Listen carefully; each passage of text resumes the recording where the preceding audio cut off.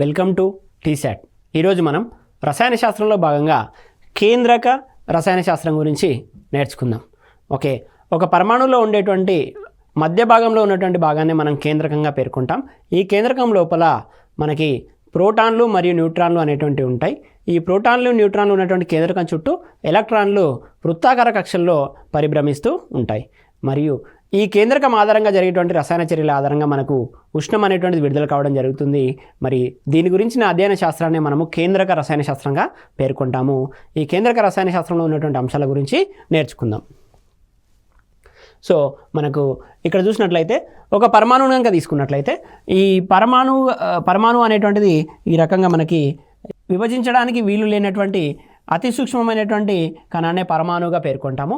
So ఈ పరమాణువులో ఉన్నటువంటి మధ్య భాగంలో కేంద్రకం అనేటువంటిది ఉంటుంది.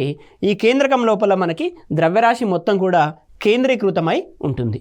అయితే ఇప్పుడు పరమాణువులోని కణాలు అని అంటే ఇక్కడ ప్రోటాన్ మరియు న్యూట్రాన్ అనేటువంటివి మనకి ఇక్కడ ఉండడం అనేటువంటి జరుగుతుంది. కేంద్రకం లోపల ప్రోటాన్ మరియు న్యూట్రాన్ అదేవిధంగా ఎలక్ట్రాన్ అనేటువంటివి ఉండడం అనేటువంటి జరుగుతుంది. సో కణాలన్నింటి ద్రవ్యరాశిని కనుక చూసినట్లయితే కణాలన్నింటి ద్రవ్యరాశి మొత్తం ఏదైతే ఉందో ఆ మొత్తం ద్రవ్యరాశి కంటే కూడా ఆ పరమాణువు ద్రవ్యరాశి అనేటువంటిది కొంత తక్కువగా ఉండడం అనేటువంటి జరుగుతుంది. ఇప్పుడు ప్రోటాన్ మరియు న్యూట్రాన్ల యొక్క ద్రవ్యరాశిని కొలిచి మరి మొత్తంగా పరమాణువు యొక్క ద్రవ్యరాశిని కనుక కొలిచినట్లయితే ఈ మొత్తంగా ఉన్నటువంటి పరమాణు ద్రవ్యరాశి ఏదైతే ఉందో ఆ ద్రవ్యరాశి అనేటువంటిది కొంత తక్కువగా ఉండేటువంటి అవకాశం ఉంది. సో దీనినే మనము ద్రవ్యరాశి లోపం అని అంటాము. ద్రవ్యరాశి లోపం అని పేర్కొంటాము. ద్రవ్యరాశి లోపం ఆధారంగానే మనకి శక్తి విడుదలవ్వడం అనేటువంటి జరుగుతుంది. ద్రవ్యరాశి లోపం అనగా పరమాణువులోని కణాలన్నింటి ద్రవ్యరాశి మొత్తం కన్నా కూడా పరమాణువు యొక్క మొత్తం ద్రవ్యరాశి తక్కువగా ఉండడాన్నే ద్రవ్యరాశి లోపం అని అంటాము. ఈ ఏదైతే ద్రవ్యరాశి లోపించిందో ఈ లోపించిన ద్రవ్యరాశికి సమానమైనటువంటి శక్తి ఏదైతే ఉందో ఆ శక్తి మరి ఎక్కడ ఉపయోగపడింది అని అంటే ద్రవ్యరాశి లోపించింది అని అంటే దానికి సమానమైనటువంటి శక్తి అనేటువంటిది ఉంటుంది. ఆ శక్తి ఎక్కడ ఉంది అని అంటే ఈ ప్రోటాన్లు న్యూట్రాన్లు ఏవైతే కేంద్రకంలో ఉన్నాయో ఈ ప్రోటాన్లు న్యూట్రాన్లను కేంద్రకం లోపల బంధించి ఉంచడానికి ఆ శక్తి అనేటువంటిది అవసరమైంది. అందుకోసమే కొంత ద్రవ్యరాశి లోపించడం జరిగింది. దాన్నే ద్రవ్యరాశి లోపంగా పేర్కొంటున్నాం. కేంద్రకం లోపల ప్రోటాన్లను న్యూట్రాన్లను బంధించి ఉంచడానికి కొంత శక్తి అవసరమైంది. ఆ శక్తికి సమానమైనటువంటి ద్రవ్యరాశి లోపించడం జరిగింది. దాన్నే ద్రవ్యరాశి లోపంగా పేర్కొంటాము. సో ఈ శక్తి ఏదైతే ఉందో ఈ శక్తిని మనము కేంద్రక బంధన శక్తి అని పేర్కొంటాము. ఆ శక్తినే మనము కేంద్రక బంధన శక్తిగా పేర్కొంటాము. మనము నెక్స్ట్ స్లైడ్ లోపల ఈ శక్తికి మరియు ద్రవ్యరాశికి మధ్యలో ఉన్నటువంటి సంబంధాన్ని మనకి ఐన్స్టీన్ ఈక్వేషన్ ద్వారా చూడవచ్చు. ఇక్కడ డెల్టా ఈ is equals to MC square అని అంటాము. డెల్టా ఈ is equals to MC square అంటే ద్రవ్యరాశి లోపించినప్పుడు దానికి సమానమైనటువంటి శక్తి విడుదల అవ్వడం, శక్తి లోపించినప్పుడు దానికి సమానమైనటువంటి ద్రవ్యరాశి సృష్టించబడడం అనేటువంటిది జరుగుతుంది. దీన్నే ద్రవ్యరాశి శక్తి తుల్యత నియమం అని అంటాము. ద్రవ్యరాశి శక్తి తుల్యత నియమంను ప్రతిపాదించినటువంటి శాస్త్రవేత్త ఎవరు అని ఇంతకుముందు మనకి పోటీ పరీక్షల్లో అడిగినటువంటి సందర్భం. మరి ద్రవ్యరాశి శక్తి తుల్యత నియమాన్ని ప్రతిపాదించినటువంటి శాస్త్రవేత్త ఐన్స్టీన్ అని గుర్తుపెట్టుకోండి. ద్రవ్యరాశి శక్తి తుల్యత నియమం అంటే ఏంటి అని అంటే ద్రవ్యరాశి విధ్వంసం అయినప్పుడు దానికి సమానమైనటువంటి శక్తి పుడుతుంది. ద్రవ్యరాశి ఎంతైతే విధ్వంసం అవుతుందో దానికి సమానమైనటువంటి శక్తి పుడుతుంది. అదేవిధంగా శక్తి కనుక అదృశ్యమైనట్లయితే, ఎనర్జీ అనేటువంటిది అదృశ్యమైనట్లయితే దానికి సమానమైనటువంటి ద్రవ్యరాశి పుట్టడం అనేటువంటి జరుగుతుంది. దీనినే ద్రవ్యరాశి శక్తి తుల్యత నియమంగా పేర్కొంటాము. దీన్ని ప్రతిపాదించినటువంటి శాస్త్రవేత్త ఐన్స్టీన్. దీనికి సంబంధించినటువంటి ఈక్వేషన్ డెల్టా ఈ is equals to MC square. ఈ ఏదైతే ఉందో దాన్ని మనం శక్తిగా పేర్కొంటాము. ఇక్కడ ఎం ఏదైతే ఉందో దాన్ని ద్రవ్యరాశిగా పేర్కొంటాము. ఈ అనేటువంటిది శక్తి, దీన్ని కేంద్రక బంధన శక్తి కూడా పేర్కొంటాము. ఎం అనేటువంటిది ద్రవ్యరాశి, పరమాణు ద్రవ్యరాశి. సి అనేటువంటిది వెలాసిటీ ఆఫ్ లైట్, కాంతి వేగం ఏదైతే ఉందో ఆ కాంతి వేగం. ఈ is directly proportional to the ఎం అని గుర్తుపెట్టుకోండి. సో వీటి మధ్య లోపల కాన్స్టాంట్ అనేటువంటిది సి, లైట్ వెలాసిటీ అనేటువంటిది స్థిరాంకంగా ఉండడం జరుగుతుంది. ఇది ద్రవ్యరాశి శక్తి తుల్యత నియమానికి సంబంధించినటువంటి అంశం. నెక్స్ట్ మరో అంశం కాంతి విద్యుత్ ఫలితంగా మనం పేర్కొంటాము. సో సోడియం, పొటాషియం ఇవి రెండు కూడా లోహాలు. ఇలాంటి క్షార లోహాలు ఏదైతే ఉన్నాయో ఈ క్షార లోహాల తలాల పైన మనకి ఒక సరైనటువంటి పవనపుణ్యం కలిగినటువంటి కాంతి కిరణాలను ఈ రకంగా ప్రసరింపజేసినప్పుడు ఈ లోహ తలాల నుండి మనకు ఎలక్ట్రాన్లు అనేటువంటివి బయటికి రావడం జరుగుతుంది. ఈ లోహ తలాల నుండి ఎలక్ట్రాన్లు అనేటువంటివి బయటికి రావడం జరుగుతుంది. ఈ ఎఫెక్ట్నే మనము కాంతి విద్యుత్ ఫలితము అని అంటాము. కాంతి విద్యుత్ ఫలితం అని ఇంగ్లీష్ లోపల ఫోటో ఎలక్ట్రిక్ ఎఫెక్ట్గా పేర్కొంటున్నాం. కాంతి విద్యుత్ ఫలితం అని అంటే సోడియం పొటాషియం లాంటి క్షారలోహ తలాలపైన సరైన పౌనపుణ్యం గల కాంతి పడినప్పుడు ఆ లోహ తలం నుండి ఎలక్ట్రాన్లు బయటకు రావడం అనేటువంటిది జరుగుతుంది. సో ఎంత పౌనపుణ్యం కలిగినటువంటి కాంతి పడినప్పుడు ఎలక్ట్రాన్లు బయటకు వస్తున్నాయో దాన్నే మనము థ్రెషోల్డ్ ఫ్రీక్వెన్సీగా పేర్కొనడం అనేటువంటి జరుగుతుంది. సో అంతకు ఎక్కువగా ఉన్నటువంటి కాంతి పడ్డప్పుడు మాత్రమే ఎలక్ట్రాన్లు విడుదలవుతాయి. అంత పౌనపుణ్యానికి తక్కువగా ఉన్నటువంటి పౌనపుణ్యం కలిగిన కాంతి పడ్డప్పుడు ఎలక్ట్రాన్లు విడుదల కావు. దాన్నే థ్రెషోల్డ్ ఫ్రీక్వెన్సీగా పేర్కొంటాము. అందుకే ఇక్కడ సరైన పౌనపుణ్యంగా పేర్కొనడం జరిగింది. సో ఈ మొత్తం ఫలితాన్ని మనము కాంతి విద్యుత్ ఫలితము లేదా కాంతి విద్యుత్ ప్రభావంగా ఫోటో ఎలక్ట్రిక్ ఎఫెక్ట్గా పేర్కొంటాము. ఈ రకంగా వెలువడినటువంటి ఎలక్ట్రాన్లు ఏవైతే ఉన్నాయో వాటిని ఫోటో ఎలక్ట్రాన్లు లేదా కాంతి ఎలక్ట్రాన్లు అని పేర్కొంటాము. కాంతి ప్రభావాన్ని కాంతి విద్యుత్ ప్రభావం అని, ఎలక్ట్రాన్లను కాంతి ఎలక్ట్రాన్లు అని పేర్కొనడం అనేటువంటిది జరిగింది. మరి ఈ కాంతి విద్యుత్ ఫలితము లేదా ఫోటో ఎలక్ట్రిక్ ఎఫెక్ట్ని కనుగొన్నటువంటి శాస్త్రవేత్త ఎవరు అని అంటే మనకి ఐన్స్టీన్ అని గుర్తుపెట్టుకోండి. ద్రవ్యరాశి శక్తి తుల్యత నియమాన్ని అదేవిధంగా ఫోటో ఎలక్ట్రిక్ ఎఫెక్ట్ని కనిపెట్టినటువంటి శాస్త్రవేత్త ఐన్స్టీన్. నెక్స్ట్ మనం చూద్దాము మరో సిద్ధాంతము, ప్లాంక్ క్వాంటం సిద్ధాంతము. ఈ ప్లాంక్ క్వాంటం సిద్ధాంతం అనేటువంటిది శక్తికి మరియు పౌనపుణ్యానికి మధ్యలో ఉన్నటువంటి న్యూ అనేటువంటిది ఫ్రీక్వెన్సీ, శక్తికి మరియు పౌనపుణ్యానికి మధ్యలో ఉన్నటువంటి సంబంధాన్ని తెలియజేస్తుంది. మరి ఎనర్జీ ఎలక్ట్రోమాగ్నెటిక్ రేడియేషన్ కనుక తీసుకున్నట్లయితే ఎలక్ట్రోమాగ్నెటిక్ రేడియేషన్ యొక్క శక్తి అనేటువంటిది పౌనపుణ్యానికి అనులోమానుపాతం లోపల ఉండడం అనేటువంటిది జరుగుతుంది. ఇక్కడ ఈ ఎనర్జీ అనేటువంటిది ఈ అనులోమానుపాతం ఏదైతే ప్రపోర్షనాలిటీ కాన్స్టాంట్ ఇక్కడ ఉందో ప్రపోర్షనాలిటీని తీసేసినప్పుడు ప్రపోర్షనాలిటీ కాన్స్టాంట్ అనేటువంటిది రావడం జరుగుతుంది. హెచ్ న్యూగా పేర్కొంటాం. ఈ ఈజ్ ఈక్వల్స్ టు హెచ్ న్యూగా పేర్కొంటాము. హెచ్ అనేటువంటిది ప్లాంక్స్ కాన్స్టాంట్ అని గుర్తుంచుకోండి. ఈ ప్లాంక్స్ కాన్స్టాంట్ యొక్క విలువను కనుక తీసుకున్నట్లయితే 6.625 ఇంటూ 10⁻⁻34 జౌల్ పర్ సెకండ్గా గుర్తుపెట్టుకోండి. అదేవిధంగా ఇదే హెచ్ వాల్యూని మనము ఎర్గ్స్ లోపల చూసినట్లయితే 6.625 ఇంటూ 10⁻⁻27 ఎర్గ్ సెకండ్గా గుర్తుంచుకోండి. ఇదేమో జౌల్ సెకండ్, ఇదేమో erg second. Erg per second కాదు, జౌల్ సెకండ్, ఎర్గ్ సెకండ్ ఇంటూనే ఉంటుంది మధ్యలో. So H is equals to 6.625 10⁻⁻34, H is equals to 6.625 10⁻⁻27 erg second. So Planck quantum సిద్ధాంతం అనేటువంటిది ఒక శక్తికి మరియు పౌనపుణ్యానికి మధ్య కలిగినటువంటి సంబంధాన్ని తెలియజేస్తుంది. శక్తి అనేటువంటిది పౌనపుణ్యానికి అనులోమానుపాతంలో ఉంటుంది. అంటే ఒక ఎలక్ట్రోమాగ్నెటిక్ రేడియేషన్ యొక్క ఎనర్జీ కనుక పెరిగినట్లయితే పౌనపుణ్యం కూడా పెరుగుతుంది. అదేవిధంగా ఎలక్ట్రోమాగ్నెటిక్ రేడియేషన్ యొక్క ఎనర్జీ తగ్గినట్లయితే పౌనపుణ్యం కూడా తగ్గుతుంది, లేదా పౌనపుణ్యం తగ్గినప్పుడు ఎనర్జీ తగ్గుతుంది, పౌనపుణ్యం పెరిగినప్పుడు ఎనర్జీ పెరుగుతుంది. శక్తి అనేటువంటిది పౌనపుణ్యం పైన ఆధారపడి ఉంటుంది. So directly proportional to the new, is directly proportional to the new. ఈ ప్రపోర్షనాలిటీని తీసేసినప్పుడు మనకి కాన్స్టాంట్ అనేది రావడం జరుగుతుంది. హెచ్నే మనము ప్లాంక్ కాన్స్టాంట్గా పేర్కొంటాము. హెచ్ విలువలు ఇక్కడ వివిధ యూనిట్ల లోపల ఇవ్వడం జరిగింది. ఇది ప్లాంక్ క్వాంటం సిద్ధాంతానికి సంబంధించినటువంటి విషయం. అదేవిధంగా ప్లాంక్ క్వాంటం సిద్ధాంతాన్ని మనకి మ్యాక్స్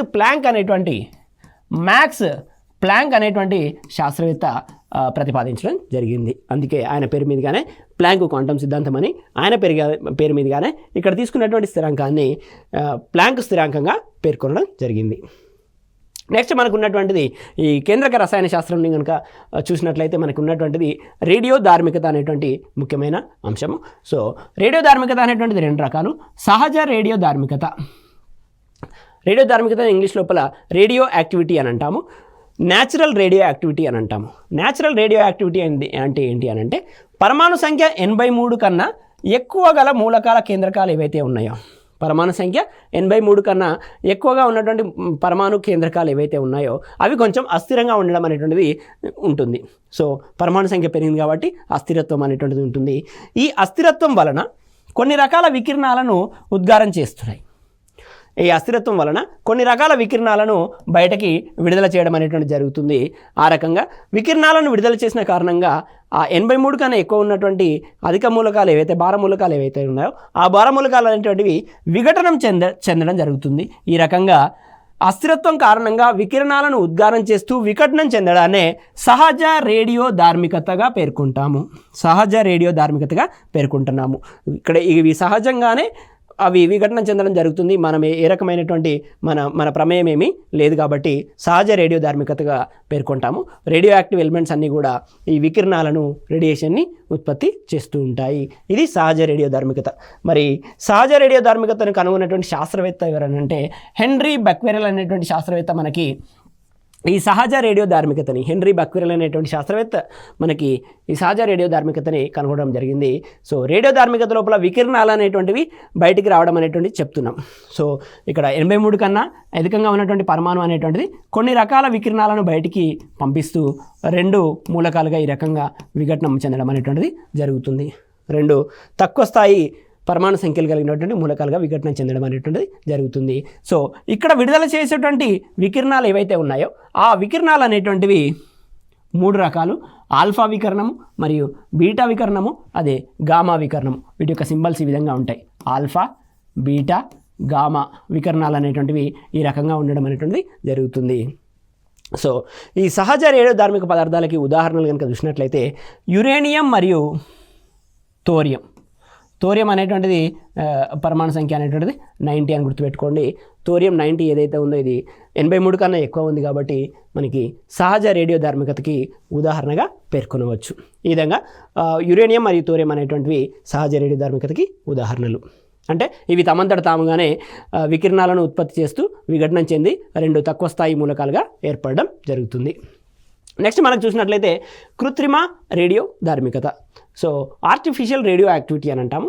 ఈ ఆర్టిఫిషియల్ రేడియో యాక్టివిటీని ఏ రకంగా మనం సాధిస్తాము అని అంటే అధిక శక్తి కలిగినటువంటి ఆల్ఫా కణాలు లేదా ప్రోటాన్లు లేదా న్యూట్రాన్లను మనం ఏం చేస్తున్నాం, ఉపయోగించి ఒక పరమాణువును వేరొక పరమాణువుగా మార్చుతున్నాం. ఒక పరమాణువుని, ఒక రకమైనటువంటి ఎక్స్ అనేటువంటి పరమాణువుని మనం వై పరమాణువుగా వాడుతున్నాం. ఏ రకంగా మరి ఆల్ఫా కణాలను కావచ్చు, ప్రోటాన్లను కావచ్చు, న్యూట్రాన్లను కావచ్చు. ఆల్ఫా కణాలు, ప్రోటాన్లు, న్యూట్రాన్లను ఉపయోగించి ఒక పరమాణువును మరొక పరమాణువుగా మారుస్తున్నాం. ఎక్స్ అనేటువంటి పరమాణువును వై అనేటువంటి పరమాణువుగా మార్చడం అనేటువంటి జరుగుతుంది. సో దీన్నే కృత్రిమ పరివర్తనం అని పేర్కొంటాం. ఆర్టిఫిషియల్ ట్రాన్స్ఫార్మేషన్ అని అంటాం, కృత్రిమ పరివర్తనం అని అంటాం.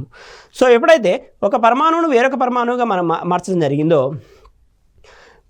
సో ఆ కృత్రిమ పరివర్తనం తర్వాత తేలిక మూలకాలు కూడా అంటే 83 పరమాణు సంఖ్య 83 కన్నా తక్కువ ఉన్నటువంటి మనకి ఏవైతే మూలకాలు ఉన్నాయో తేలిక మూలకాలు అని పేర్కొంటున్నాం కదా.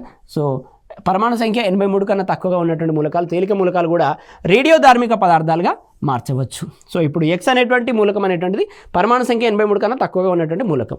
దీన్ని మనము ఆల్ఫా, ప్రోటాన్, న్యూట్రాన్లను ఉపయోగించి ఎక్స్ని వైగా మారుస్తున్నాము. వై అనేటువంటిది కొంచెము అధిక పరమాణు సంఖ్య కలిగినటువంటి మూలకం అయినప్పుడు ఈ వై అనేటువంటిది మనకి రేడియో యాక్టివిటీని ప్రదర్శిస్తుంది. సో ఈ రకమైనటువంటి కృత్రిమ రేడియో ధార్మికతని కనుగొన్నటువంటి శాస్త్రవేత్త క్యూరీ అని గుర్తుపెట్టుకోండి.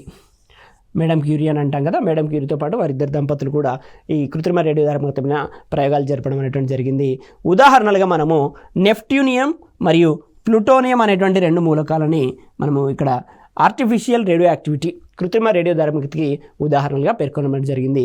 సో వీటిని మనం ఆల్ఫా, ప్రోటాన్, న్యూట్రాన్లను ఉపయోగించి నెప్ట్యూనియంని మరో భారమూలకంగా మార్చి దాని నుంచి మనము రేడియో యాక్టివిటీని పొందవచ్చు, రేడియో ధార్మికతని పొందవచ్చు. ఇది కృత్రిమ రేడియో ధార్మికతకి సంబంధించినటువంటి అంశం. సాధారణంగా రేడియో ధార్మికత లోపల ఇంతకుముందే చెప్పుకున్నట్లు ఆల్ఫా, బీటా, గామా వికిరణాలు అనేటువంటివి ఉద్భవించడం జరుగుతుంది. తద్వారా మూలకాలు విఘటనం చెందుతాయి. సో మరి ఇక్కడ వికరణాలు ఏవైతే ఉన్నాయో ఆల్ఫా వికరణము, బీటా వికరణము, గామా వికరణాలు ఏవైతే ఉన్నాయో వాటి యొక్క లక్షణాలను ఒకసారి చూసినట్లయితే ముందుగా మనకి ఆల్ఫా కణాల లక్షణాలు. ఆల్ఫా కణం లోపల మనకి 2 ప్రోటాన్లు మరియు 2 న్యూట్రాన్లు అనేటువంటివి ఉంటాయి. గుర్తుపెట్టుకోండి, 2 ప్రోటాన్లు అదేవిధంగా 2 న్యూట్రాన్లు అనేటువంటివి ఆల్ఫా కణం లోపల ఉండడం అనేటువంటి జరుగుతుంది. సో మనకి హీలియం అనేటువంటి ఒక పరమాణు అనేటువంటిది ఉంది. హీలియం యొక్క పరమాణు సంఖ్యను కనుక తీసుకున్నట్లయితే 2. హీలియం యొక్క పరమాణు సంఖ్యను కనుక తీసుకున్నట్లయితే 2 సార్లు అయనీకరణం చెందిన హీలియం పరమాణువుతో సమానము ఆల్ఫా కణము. అంటే ఒకసారి అయనీకరణం అని అంటే హీలియం నుంచి మనము ఒక ఎలక్ట్రాన్ని తీసేస్తే He+1 అనేటువంటిది రావడం జరుగుతుంది. అప్పుడు ఈ He+1ని తీసుకొని మరోసారి అయనీకరణం చెందించాలి. ఇక్కడ ఏమంటున్నాం, 2 సార్లు అయనీకరణం చెందించిన హీలియం పరమాణుతో సమానం అని అంటున్నాం. కాబట్టి He+1ని తీసుకొని ఇక్కడ ఏర్పడినటువంటి He+1ని తీసుకొని మరో ఎలక్ట్రాన్ కనుక తీసినట్లయితే మనకి He+2 అనేటువంటిది ఉండడం జరుగుతుంది. ఇక్కడ చూడండి, హీలియం యొక్క పరమాణు సంఖ్య 2 అని అన్నాం. హీలియం యొక్క పరమాణు సంఖ్య 2 అయినప్పుడు హీలియం పరమాణు లోపల ఈ రకంగా ఉంటుంది. సో హీలియం పరమాణు లోపల మనకి 2 ఎలక్ట్రాన్లు అనేటువంటివి కక్షలలో తిరుగుతూ ఉంటాయి. హీలియం పరమాణు యొక్క మధ్య భాగం లోపల 2 ప్రోటాన్లు మరియు 2 న్యూట్రాన్లు అనేటువంటివి ఉండడం జరుగుతుంది. అంటే ఎలక్ట్రాన్ల సంఖ్యకి సరి సమానంగా మనకి ప్రోటాన్ల సంఖ్య అనేటువంటిది ఉంటుంది. 2 ప్రోటాన్లు 2 న్యూట్రాన్లు ఈ విధంగా ఉంటాయి. ఇక్కడ ఏం చేస్తున్నాం, 2 సార్లు అయనీకరణ సాధించిన కారణంగా ఇక్కడ ఇదే హీలియంని తీసుకొని ఒకసారి అయనీకరణం చెందిస్తే ఈ 2 ఎలక్ట్రాన్ల నుండి ఒక ఎలక్ట్రాన్ బయటికి పోయి మనకి He+ అనేటువంటిది ఏర్పడడం జరిగింది. ఏర్పడేటువంటి He+1ని మరోసారి అయనీకరణం చెందిస్తే రెండవ ఎలక్ట్రాన్ కూడా పోయి He+2 అనేటువంటిది ఏర్పడడం జరిగింది. ఆ రకంగా He+2 ఏర్పడ్డప్పుడు మనకి ఈ 2 ఎలక్ట్రాన్లు అనేటువంటివి ఉండవు, బయటికి వెళ్ళిపోయినాయి. కాబట్టి మిగిలిపోయినటువంటిది 2 ప్రోటాన్లు 2 న్యూట్రాన్లు. అందుకే ఆల్ఫా కణం లోపల 2 ప్రోటాన్లు 2 న్యూట్రాన్లు ఉంటాయని చెప్పడం జరిగింది. ఇక్కడ మనకి 2 సార్లు అయనీకరణ చెందిన హీలియం పరమాణువుతో ఆల్ఫా కణం అనేటువంటిది సమానంగా ఉంటుంది. సో ఈ కణం యొక్క ద్రవ్యరాశి ప్రోటాన్ ద్రవ్యరాశికి 4 రెట్లుగా ఉంటుంది. ప్రోటాన్ ద్రవ్యరాశికి ఈ కణం యొక్క ద్రవ్యరాశి, ఆల్ఫా కణం యొక్క ద్రవ్యరాశి అనేటువంటిది మనకి ఇక్కడ చూడండి, ప్రోటాన్లది న్యూట్రాన్లది ద్రవ్యరాశి దాదాపుగా సమానంగా ఉంటుంది. సో 2 ప్రోటాన్లు 2 న్యూట్రాన్లు ఉన్నాయి కాబట్టి అందుకే 4 రెట్లుగా ప్రోటాన్ ద్రవ్యరాశికి ఆల్ఫా కణం యొక్క ద్రవ్యరాశి ఉండడం జరుగుతుంది. ఇది ఆల్ఫా కణానికి సంబంధించినటువంటి సమాచారం. మరికొన్ని అంశాలను పరిశీలించినట్లయితే ఈ ఆల్ఫా కణాల యొక్క ఆవేశం అనేటువంటిది ప్రోటాన్ యొక్క ఆవేశానికి రెట్టింపుగా ఉంటుంది. ప్రోటాన్కు ఉండేటువంటి ఏదైతే పాజిటివ్ ఛార్జ్ ఉంటుందో దానికి రెట్టింపు సంఖ్యలో, ఇది 2 ప్రోటాన్లతో సమానం కాబట్టి ఒక ప్రోటాన్కు ఉండేటువంటి ఆవేశానికి రెట్టింపు సంఖ్య లోపల ఆవేశం అనేటువంటిది ఉండడం జరుగుతుంది. నెక్స్ట్, వాయువులని అధికంగా అయనీకరణిస్తాయి. ఏవైతే గ్యాసెస్ ఉన్నాయో ఆ గ్యాసెస్ని అయనైజేషన్ చెందించడం లోపల ఆల్ఫా కణాలు ప్రధాన పాత్రను పోషిస్తాయి. ఒక పదార్థం గుండా చొచ్చుకొని పోయే సామర్థ్యాన్ని కనుక చూసినట్లయితే ఆ పదార్థం గుండా చొచ్చుకొని పోయే సామర్థ్యం అనేటువంటిది ఈ ఆల్ఫా కణాలకి తక్కువగా ఉంటుంది. అంటే ఒక పదార్థాన్ని, ఏదైనా ఒక పదార్థాన్ని తీసుకున్నప్పుడు ఈ పదార్థం గుండా ఆల్ఫా కణం వెళ్ళాలి అని అంటే ఆ సామర్థ్యం తక్కువగా ఉంటుంది. విద్యుత్ క్షేత్రం లోపల నెగిటివ్, మనం ఇంతకుముందే చెప్పుకున్నాము He+2కి ఇది సమానం అని అన్నాము. He+2 లోపల మనకి పాజిటివ్ ఛార్జ్ అనేటువంటిది ఉంది. మనం ఎప్పుడైతే ఎలక్ట్రిక్ ఫీల్డ్ లోపల ఈ ఆల్ఫా కణాలను ప్రవేశపెట్టినప్పుడు నెగిటివ్ ఎలక్ట్రోడ్ ఏదైతే ఉందో రుణ ఫలక వైపుకి ఇవి వంగి ప్రయాణిస్తాయి ఆల్ఫా కణాలు. అదేవిధంగా అయస్కాంత క్షేత్ర ప్రభావానికి కూడా లోనవుతాయి ఆల్ఫా కణాలు. నెక్స్ట్ మనం చూసినట్లయితే బీటా కణాలు. ఈ బీటా కణాల యొక్క లక్షణాలు కనుక చూసినట్లయితే ఈ బీటా కణాలు అనేటువంటివి పరమాణు కేంద్రకం నుండి బయటకు వచ్చేటువంటి ఎలక్ట్రాన్లు. ఏదైనా ఒక పరమాణు నుండి బయటకు వచ్చేటువంటి ఎలక్ట్రాన్నే బీటా కణంగా పేర్కొంటాం. అంటే ఎలక్ట్రాన్నే బీటా కణం అని అనుకోవచ్చు. ఇవి కూడా వాయువులని అయనీకరిస్తాయి. పదార్థం గుండా చొచ్చుకొని పోయే సామర్థ్యం ఇంతకుముందు డిస్కస్ చేసినటువంటి ఆల్ఫా కణాల కంటే కొంచెం ఎక్కువ ఉంటుంది. విద్యుత్ క్షేత్రం లోపల ధనపలక వైపు ఉంటాయి. నేను ఇంతకుముందు చెప్పాను, బయటకు వచ్చేటువంటి ఎలక్ట్రాన్లు అంటే నెగిటివ్ ఛార్జ్ ఉంటుంది కాబట్టి ఈ నెగిటివ్ ఛార్జ్ ఉన్నటువంటి బీటా కణాలు సాధారణంగా ఎలక్ట్రిక్ ఫీల్డ్ లోపల పాజిటివ్ ఎలక్ట్రోడ్ వైపుకి వంగి ప్రయాణిస్తాయి, ధనపలక వైపు వంగి ప్రయాణిస్తాయి. ఇవి కూడా ఛార్జ్ ఉన్న కారణంగా అయస్కాంత క్షేత్ర ప్రభావానికి లోనవుతాయి. ఇది బీటా కణాల లక్షణాలు. నెక్స్ట్ మనము గామా కిరణాల యొక్క ధర్మాలు కనుక చూసినట్లయితే ఈ గామా కిరణాలు అనేటువంటివి సాధారణంగా ఇవి మనము ఆల్ఫా పార్టికల్ బీటా పార్టికల్ అని అంటాము. కానీ ఇక్కడ ఈ గామా ఏవైతే ఉందో ఇవి కణాలు కావు, ఇవి విద్యుత్ అయస్కాంత తరంగాలు, ఎలక్ట్రోమాగ్నెటిక్ రేడియేషన్గా పేర్కొంటాము. వీటికి అయనీకరణ సామర్థ్యం చాలా తక్కువ. ఇంతకుముందు డిస్కస్ చేసినటువంటి ఆల్ఫా బీటా ఏవైతే ఉన్నాయో అవి వాయువులని అయనీకరిస్తాయి, కానీ వీటికి అయనీకరణ సామర్థ్యం అనేటువంటి తక్కువ, ఎందుకంటే రేడియేషన్ కాబట్టి. సో పదార్థం గుండా చొచ్చుకొని పోయే సామర్థ్యం అనేటువంటిది ఆల్ఫా బీటాల కంటే ఎక్కువ. అవి కణాలు కాబట్టి ఏదైనా ఒక పదార్థం గుండా చొచ్చుకొని పోవాలి అని అంటే వాటికి సామర్థ్యం తక్కువగా ఉంటుంది. కానీ ఈ గామా ఏదైతే ఉందో ఈ గామా కిరణాలు అనేటువంటివి సాధారణంగా తరంగాలు కాబట్టి చొచ్చుకొని పోయే సామర్థ్యం అనేటువంటిది ఎక్కువగా ఉంటుంది. ఈ చొచ్చుకొని పోయే సామర్థ్యం అనేటువంటిది ఆల్ఫాతో బీటాని కంపేర్ చేసినప్పుడు బీటాకి ఎక్కువగా ఉంటుంది. బీటాతో గామాని కంపేర్ చేసినప్పుడు గామాకి ఎక్కువ ఉండడం అనేటువంటి జరుగుతుంది. ఇది చొచ్చుకొని పోయే సామర్థ్యం యొక్క ఆల్ఫా బీటా గామా కిరణాల యొక్క అనుక్రమం. నెక్స్ట్ వీటిపై విద్యుత్ మరియు అయస్కాంత క్షేత్రాల ప్రభావం అనేటువంటిది ఉండదు. ఆల్రెడీ ఇవే విద్యుత్ అయస్కాంత తరంగాలు కాబట్టి విద్యుత్ మరియు అయస్కాంత క్షేత్రాల ప్రభావం అనేటువంటిది ఉండదు.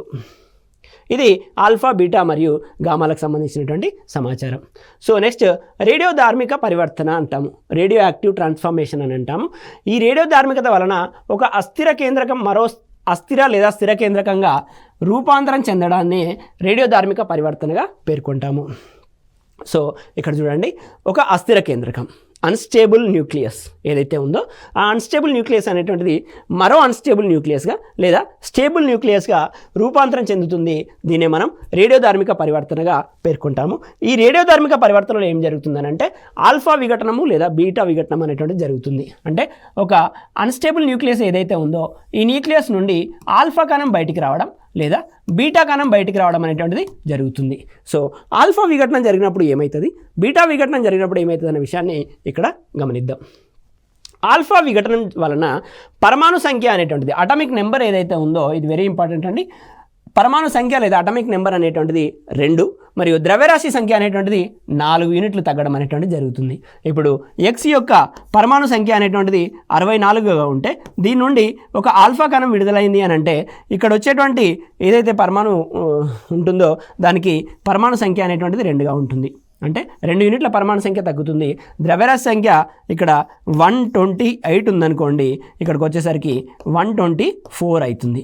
దీనికి డబుల్ తీసుకున్నాను, 128 అనేటువంటిది 124. సో ఈ రకంగా 4 యూనిట్ల ద్రవ్యరాశి సంఖ్య తగ్గుతుంది, 2 యూనిట్ల పరమాణు సంఖ్య తగ్గడం అనేటువంటిది ఆల్ఫా విఘటనం లోపల జరుగుతుంది. ఇవి అప్లికేషన్ మెథడ్లోనూ ప్రశ్నలు అడిగారు, డైరెక్ట్గాను ప్రశ్నలు అడగడం జరిగింది. ఒక ఆల్ఫా కణం విడుదలైనప్పుడు పరమాణు సంఖ్యలో వచ్చే మార్పు, ద్రవ్యరాశి సంఖ్యలో వచ్చేటువంటి మార్పు. ఆవర్తన పట్టిక లోపల ఎప్పుడైతే 64వ మూలకం అనేటువంటిది 64వ పరమాణు సంఖ్య కలిగిన మూలకం అనేటువంటిది 62వ పరమాణు సంఖ్య కలిగినటువంటి మూలకంగా మారిందో అప్పుడు ఆవర్తన పట్టిక లోపల ఎడమ వైపుకి మనకి 2 స్థానాలు వెనుకకు జరగడం అనేటువంటి జరుగుతుంది. 64లో ఎక్స్ ఉంది, 62లో వై ఉంది. సో ఇక్కడ 64 అనేటువంటిది ఉంది, ఇక్కడ 62 అనేటువంటిది ఉంది. అప్పుడు 2 స్థానాలు వెనక్కి జరగడం అనేటువంటిది జరుగుతుంది. ఇది కూడా స్టేట్మెంట్ బేస్డ్ క్వశ్చన్స్ లోపల ఇంతకుముందు అడిగారు. ఇది ఆల్ఫా విఘటనం గురించి. నెక్స్ట్ బీటా విఘటనం లోపల ఏం జరుగుతుందో చూద్దాం. బీటా విఘటనం వలన పరమాణు సంఖ్య 1 పెరుగుతుంది. బీటా విఘటనం లోపల పరమాణు సంఖ్య అనేటువంటిది 1 పెరుగుతుంది. ఏమన్నాం ఇంతకుముందు, x - 1 electron gives rise to x + 1. Beta విఘటనం అని అంటే ఇవి కేంద్రకం నుండి పరమాణు నుండి వచ్చేటువంటి ఎలక్ట్రాన్లు అని చెప్పినాం. నెగిటివ్ ఛార్జ్ అనేటువంటిది ఉంటుంది. ఇది విఘటనం జరిగితే పరమాణు సంఖ్య 1 పెరుగుతుంది. ఇందుకు గల కారణం ఏంటంటే కేంద్రకంలోని ఒక న్యూట్రాన్ ప్రోటాన్గా మారుతుంది. ఇప్పుడు ఇక్కడ న్యూట్రాన్ ఏదైతే ఉందో, ఇప్పుడు ఈ x+1 అంటే ఏంటి, ఇక్కడ మనకి ఈ x+1 కారణంగా పాజిటివ్ ఆవేశం అనేటువంటిది ఎక్కువగా ఉందండి. సో ఒక న్యూట్రాన్ అనేటువంటిది ప్రోటాన్గా మారుతుంది. ఒక న్యూట్రాన్ అనేటువంటిది ప్రోటాన్గా మారుతుంది కాబట్టి పరమాణు సంఖ్య అనేటువంటిది 1 పెరిగి మనకి ఈ బీటా విఘటనం అనేటువంటిది బయటికి రావడం జరుగుతుంది. ఆవర్తన పట్టికలో ఇప్పుడు 1 పెరిగింది కాబట్టి ఇప్పుడు ఫర్ ఎగ్జాంపుల్ 62 ఉన్నది 63 అయింది అనుకోండి, అప్పుడు ఆవర్తన పట్టిక లోపల ఒక స్థానం ముందుకు జరగడం జరుగుతుంది. ఆల్ఫా కణ ఉద్గారం లోపల, ఆల్ఫా కణ విఘటనం లోపల ఆవర్తన పట్టికలో 2 స్థానాలు వెనుకకి జరగడం, బీటా విఘటనం కారణంగా 2 స్థానాలు ముందుకు జరగడం అంటే జరుగుతుంది. ద్రవ్యరాశి సంఖ్యలో ఎటువంటి మార్పు ఉండదు. పరమాణు సంఖ్యలో మాత్రమే మార్పు రావడం జరుగుతుంది. 1 పెరిగింది, మరి ద్రవ్యరాశి సంఖ్యలో ఎలాంటి మార్పు రాదు. నెక్స్ట్ మనం చూసినట్లయితే గామా విఘటనం కేవలం శక్తి మాత్రమే మారుతుంది. పరమాణు సంఖ్య ద్రవ్యరాశి సంఖ్యలో ఎటువంటి మార్పు ఉండదు. గామా విఘటనం ఆల్ఫా లోపల బీటా లోపల ఉన్నట్టుగా ఇక్కడ పరమాణు సంఖ్య ద్రవ్యరాశి సంఖ్యలో మార్పు ఉండదు, కేవలం శక్తి మాత్రమే మారుతుంది. నెక్స్ట్ మనము అర్ధజీవిత కాలం అని అంటాము. ఒక 100 గ్రాముల రేడియో యాక్టివ్ ఎలిమెంట్ని తీసుకున్నప్పుడు ఇది విఘటనం చెంది 50 గ్రాములుగా మారుతుంది. 50 గ్రాములుగా మారుతుంది. అప్పుడు ఈ 100 గ్రాముల నుండి 50 గ్రాములుగా మారడానికి మనకు పట్టినటువంటి సమయాన్నే టీ ఆఫ్ లేదా ఆఫ్ లైఫ్ లేదా అర్ధజీవిత కాలం అని అంటాము. ఒక రేడియోధార్మిక పదార్థంలో సగం పదార్థము విఘటనం చెందడానికి పట్టే కాలాన్ని మనము అర్ధజీవిత కాలము అని అంటాము. ఓకేనా.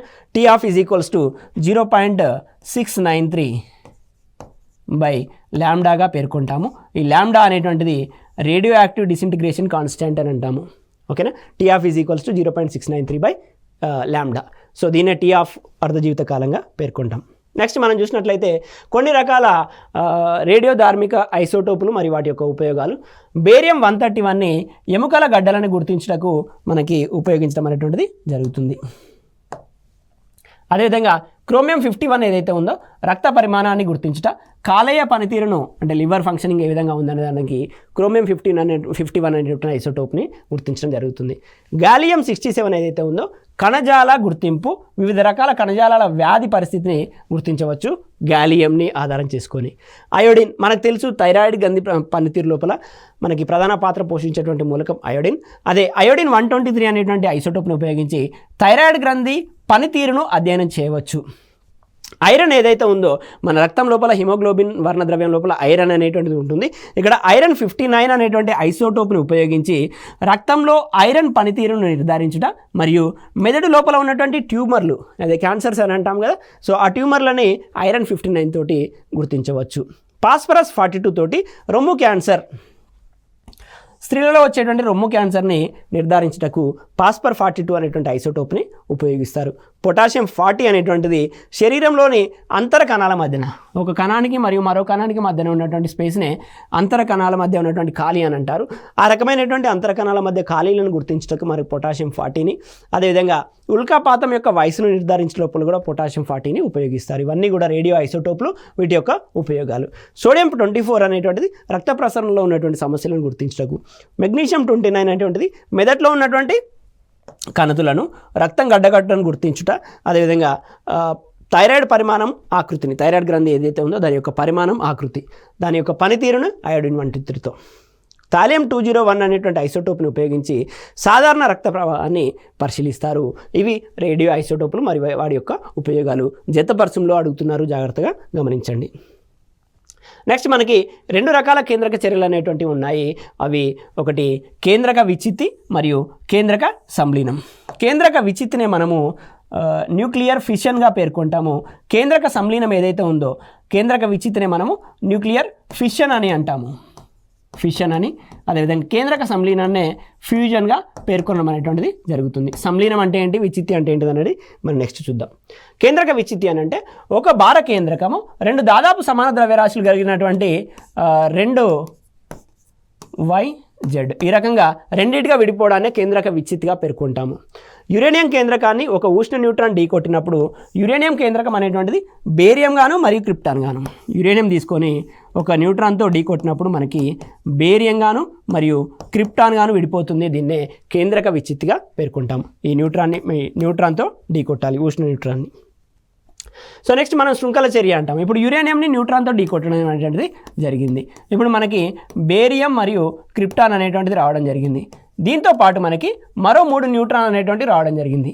ఈ 3 న్యూట్రాన్లు ఇక్కడ నుండి వచ్చినటువంటి 3 న్యూట్రాన్లు మరో యురేనియంని ఢీ కొట్టడం అనేటువంటిది జరుగుతుంది. మరో యురేనియం మళ్ళీ ఇక్కడ నుండి 3 న్యూట్రాన్లు అనేటువంటి రావడం అనేటువంటి జరుగుతుంది. ఇది ముగ్గురికి సాయం చేయండి, ఆ ముగ్గురు ఇంకో ముగ్గురికి సాయం చేయండి అన్నట్టుగా ఈ చర్య అనేటువంటిది అలాగే కొనసాగుతూ ఉంటుంది. దీన్నే శృంఖల చర్యగా పేర్కొంటారు. ఈ శృంఖల చర్యని ఆధారం చేసుకునే మనకు ఆటం బాంబు నిర్మాణం అనేటువంటిది జరిగింది. అదేవిధంగా న్యూక్లియర్ రియాక్టర్ లోపల మనం శక్తిని పొందేటువంటి మన రేడియో యాక్టివ్ ఎలిమెంట్స్ని ఉపయోగించి న్యూక్లియర్ రియాక్టర్ లోపల మనం శక్తిని పొందడం జరుగుతుంది. ఆ న్యూక్లియర్ రియాక్టర్లో జరిగేటువంటి చర్య కూడా శృంఖల చర్య. కానీ ఇక్కడ ఆటం బాంబు లోపల అనియంత్రిత శృంఖల చర్య ఉంటుంది. న్యూక్లియర్ రియాక్టర్ లోపల నియంత్రిత శృంఖల చర్య, కంట్రోల్డ్ చైన్ రియాక్షన్ అనేటువంటిది న్యూక్లియర్ రియాక్టర్ లోపల ఉంటుంది. అందుకే మనం ఎప్పుడు కావాలంటే అప్పుడు దాన్ని కంట్రోల్ చేయవచ్చు. ఇది శృంఖల చర్య ఆటం బాంబు మరియు న్యూక్లియర్ రియాక్టర్ లోపల వాడతాం.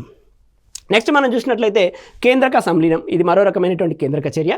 2 తేలికపాటి పరమాణు కేంద్రకాలు కలిసి, అంటే ఇంతకుముందు మనం చెప్పినట్టు X అనేటువంటిది Y మరియు Zగా విడిపోవడం అనేటువంటిది జరిగింది. ఇప్పుడు ఏమవుతుంది, Y మరియు Z అనేటువంటి 2 చిన్న కేంద్రకాలు, ఇవి 2 కలిసి Xగా ఏర్పడడం అనేటువంటి జరుగుతుంది. 2 తేలికపాటి పరమాణు కేంద్రకాలు కలిసి ఒక భార పరమాణు కేంద్రకంగా మారే ప్రక్రియనే కేంద్రక సంలీనం అంటారు. సో ఈ కేంద్రక సంలీన చర్య లోపల మనకి, అదేవిధంగా కేంద్రక విచ్చిత్తి చర్య లోపల అధిక మొత్తంలో శక్తి విడుదలవుతుంది. రెండిట్లో కూడా 2 హైడ్రోజన్ పరమాణువులు కలిసి డ్యూటీరియం ఏర్పడడాన్ని మనము ఈ కేంద్రక సంలీన చర్యకి ఉదాహరణగా చెప్పవచ్చు. నెక్స్ట్ కేంద్రక సంలీన చర్యలను ఉష్ణ కేంద్రక చర్యలు అని కూడా అంటాము. ఎందుకంటే అధిక మొత్తంలో ఉష్ణం అనేటువంటిది విడుదల అవుతుంది కాబట్టి ఉష్ణ కేంద్రక చర్యలు అని అంటాము రెండు కూడా. సో నక్షత్రాలలో సూర్యుని లోపల నిరంతరము కేంద్రక సంలీన చర్యలు అనేటువంటివి జరుగుతాయి. గుర్తుంచుకోండి, ఆటం బాంబు లోపల న్యూక్లియర్ రియాక్టర్ లోపల కేంద్రక విచ్చిత్తి చర్యలు ఉంటాయి. సూర్యుని లోపల మరియు నక్షత్రాల లోపల మనకి కేంద్రక సంలీన చర్యలు అనేటువంటి ఉంటాయి. ఈ రెండో అంశాలే అనేక సార్లు పోటీ పరీక్ష లోపల మనకు అడగడం అనేటువంటి జరిగింది. హైడ్రోజన్ బాంబు యొక్క పని విధానం కనుక చూసినట్లయితే అనియంత్రిత కేంద్రక సంలీన చర్య అని గుర్తుపెట్టుకోండి. అనియంత్రిత అంటే అన్కంట్రోల్డ్ కేంద్రక సంలీన చర్య అని గుర్తుపెట్టుకోండి.